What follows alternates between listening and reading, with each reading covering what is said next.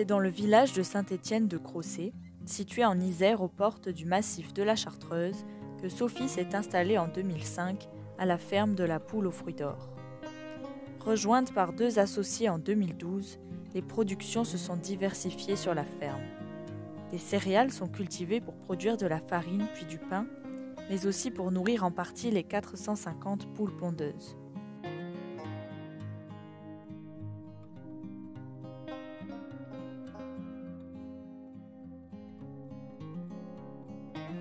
Un verger permet la récolte de pommes, kiwis, poires et noix, mais aussi de toutes sortes de petits fruits tels que les groseilles, les mûres ou les framboises, le tout en agriculture biologique. Les fruits sont ensuite transformés dans l'atelier en confiture, coulis, sirop, compote, sorbet et chutney. On élève les poussins depuis le premier jour ici sur la ferme. Alors sur la pondeuse c'est très rare, ça il y a peu de gens qui le font. On a la petite fenêtre là-bas qui est dans la prolongation du poulailler. Oh, qu'est-ce qu'il y a? La petite fenêtre c'est la poussinière là-bas. Et c'est un petit espace où on met des lampes chauffantes et on reçoit les poussins un jour. On les élève jusqu'au stade de pondeuse. Alors comme ça les poules restent toute leur vie sur la ferme, enfin toute leur vie non, puisque au bout de 2 ans, nous on s'en sépare. Voilà, puisque économiquement c'est plus suffisamment rentable pour notre activité. Donc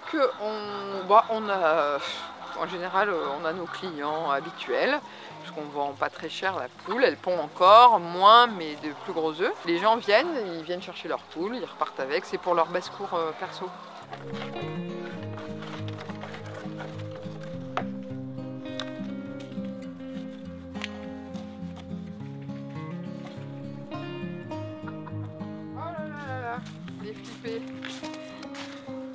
Ça m'intéressait de faire à la fois de la culture et à la fois de l'élevage. Voilà, parce qu'il y a une complémentarité en termes de cycle qui est intéressante. Les poules, elles nous donnent des œufs, super, on va les vendre, ça fait partie de ce qu'on peut vendre pour gagner notre vie, mais elles nous donnent aussi du fumier. Et par leurs fientes qui sont hyper chargées en azote. Et ça, pour nous, c'est vraiment une richesse. On a de la chance qu'elle nous donne ça, parce qu'on le composte. On a 2 composteurs là-bas, on alterne. Là aussi, on fait des rotations sur les composts. Et ça nous permet de nourrir nos arbres fruitiers. Voilà. On n'en a pas suffisamment pour nourrir tous nos arbres, enfin toutes les plantations et les céréales aussi. Donc ce qu'on fait, c'est que comme on a des céréales et qu'on fait de la farine, on a pas mal de sons. Et nous, on n'en donne quasiment pas aux poules parce que c'est trop asséchant. Donc on l'échange avec des collègues qui sont sur la commune et qui élèvent des vaches, des cochons et des chèvres. Et eux, pour les cochons et les vaches, ça les intéresse de récupérer le son. On leur donne le son, mais eux, ils nous donnent du fumier en contrepartie. Nous, on n'achète quasiment aucun engrais. Quasiment aucun engrais. On n'achète quasiment aucun traitement. À part un peu des vermifuges pour les poules, des huiles essentielles, un peu d'argile, des choses comme ça.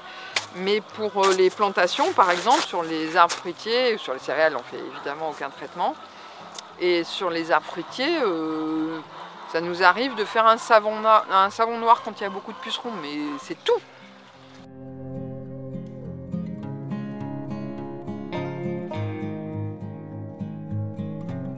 En agriculture bio, c'était une évidence. Je ne me suis pas posé la question de savoir si j'allais le faire autrement. C'est aussi une culture familiale. Voilà, mes parents, quand on était enfants, nous nourrissaient déjà dans les années 70-80. C'était pas forcément courant, mais ils avaient déjà cette préoccupation-là.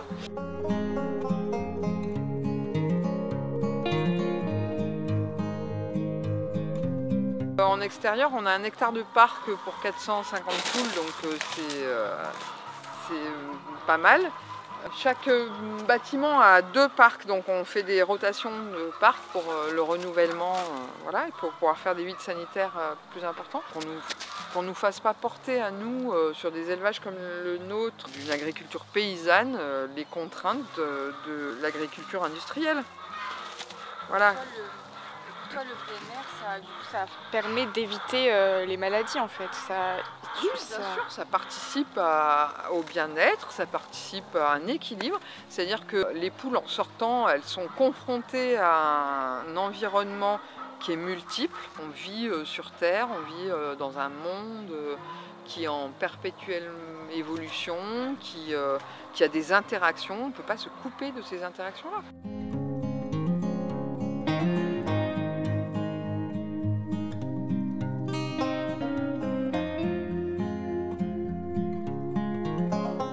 J'avais envie d'aller d'un bout à l'autre du processus. Ça nous permet d'avoir une activité constante sur toute l'année.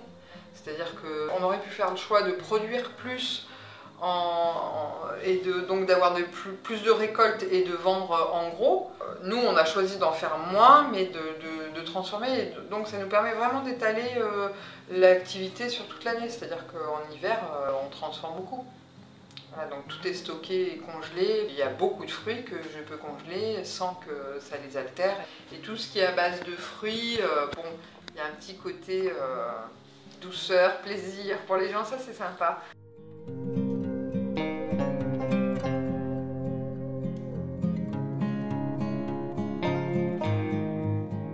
Moi j'ai fait un BPREA, un brevet professionnel de responsable d'exploitation agricole.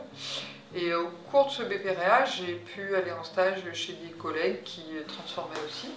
Donc là, j'ai eu déjà un premier aperçu de ce qu'il fallait comme matériel, voilà, comment on pouvait agencer un atelier. Puis j'ai fait une ou deux petites formations annexes en transfo pour avoir un peu des infos sur ce qu'on met sur une étiquette, les taux de sucre, comment ça marche, etc.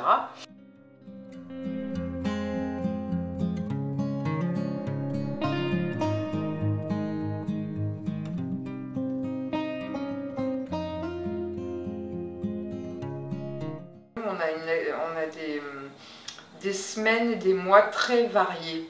Bien sûr, notre activité varie avec les saisons, la météo, etc.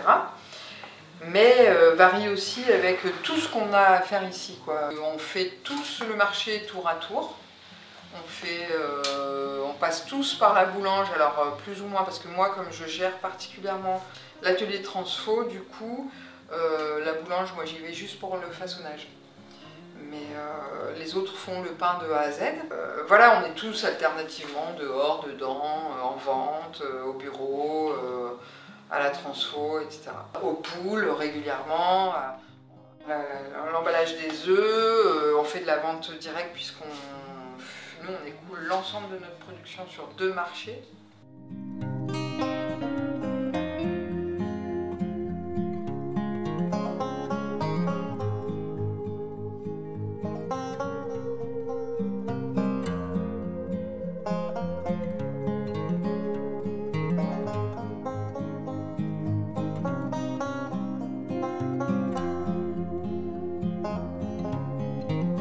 Je pense qu'il y a un énorme besoin d'ouvrir nos fermes à des gens qui ont envie de s'installer et qui manquent d'infos pratiques et de chiffres, de retours d'expérience, voilà, de partage, etc.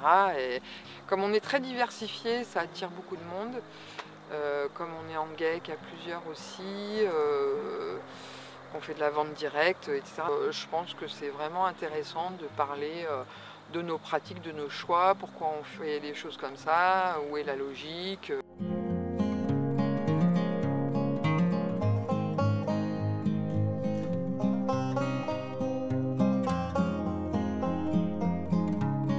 Pour finir, est-ce que tu aurais un conseil ou des conseils à donner à un agriculteur qui souhaiterait s'installer Oh bah là, plein.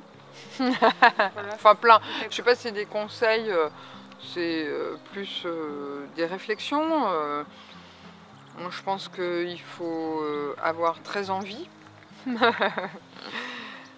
parce que c'est pas toujours évident en termes de temps de travail, de revenus, etc. ce métier. On crée la structure, il y a quelques années compliquées quand même. Hein. Faut vraiment avoir l'énergie. Et puis être accompagné dans son entourage, tout ça, je pense que ça compte. Ça compte pour pouvoir s'en sortir, quoi. Et c'est non seulement sur soi qu'il faut travailler, mais aussi dans ce qu'on dit aux gens qui mangent ce qu'on produit. Parce que il va falloir faire rentrer dans les têtes que ça a un coût tout ça, et que qu'on ne peut pas tirer toujours les prix vers le bas, parce que faut vraiment que nous on arrive à en vivre, quoi, de ce métier. Moi jamais je me dis le lundi matin, allez, il faut recommencer, quoi. Jamais, c'est le genre de truc, ça ne me concerne pas. Voilà. Et en fait, j'aurais envie de faire encore plein d'autres choses, mais c'est toujours le temps qui manque. Mais on aurait plein d'envie de faire d'autres choses. Là, on est obligé de se dire non, stop, stop, stop, on n'en fait pas plus, on en fait pas, on rajoute pas quelque chose de nouveau, etc. Mais en fait, des envies, il y en a plein. Enfin, moi, j'aime beaucoup ce métier. Aujourd'hui, je sais que je suis à ma place dans ce que je fais, quoi.